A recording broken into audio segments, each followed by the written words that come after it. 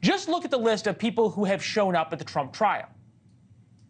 Mike Johnson, Doug Burgum, Vivek Ramaswamy, J.D. Vance, Tommy Tuberville. We'll get to all of them. They are all lining up to read literally from Donald Trump's script. The Huffington Post calls the race to be Trump's vice president a cult. Quote, not even the threats against Mike Pence on January 6th are making Republicans think twice about being Donald Trump's vice president. George Will's here, Pulitzer Prize-winning columnist for the Washington Post, also NewsNation's senior political contributor.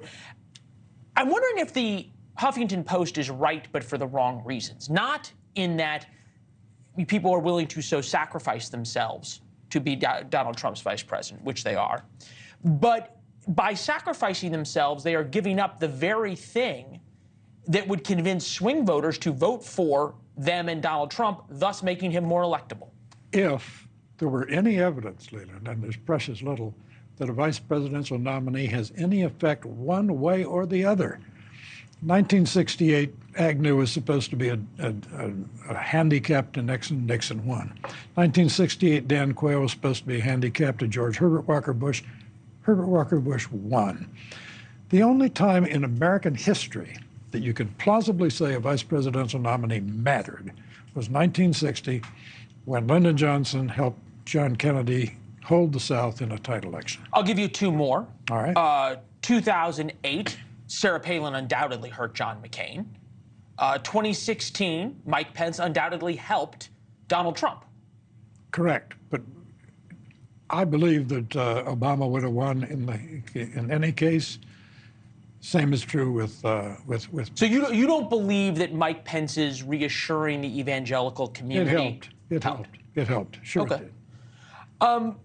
As we look at this, though, in terms of how this plays out, betting odds for Trump's VP pick: J.D. Vance 10-1, Marco Rubio 12-1, Byron Donalds 40-1,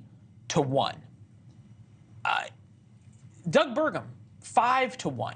He is the one that I thought was perhaps most interesting, and then on the far end, Nikki Haley 58-1, of people who the center would find the most appealing. You notice what we're not talking about? Who might be a good president if something happened to Donald Trump? That never enters the conversation. In my judgment, Burgum, who's been a governor and is an intelligent man and an accomplished man, would fit that bill. But that will probably have not much to do with how this is done. Used to be, Leland, you could pick someone if you had a particular state you needed to carry. There are only 7 states in play this year, so that's not going to work. Or you could take a constituency. African Americans are somewhat movable, some people feel. Tim Scott, yeah. Yeah. You think we're looking at this right, of all of these people coming out to line up behind Trump as the VP addition? If you don't line up, you're not going to get a chance? Probably. Thanks for watching. Go to joinnn.com to find NewsNation on your television provider. And don't forget to click the red subscribe button below to get more of NewsNation's fact-driven, unbiased coverage.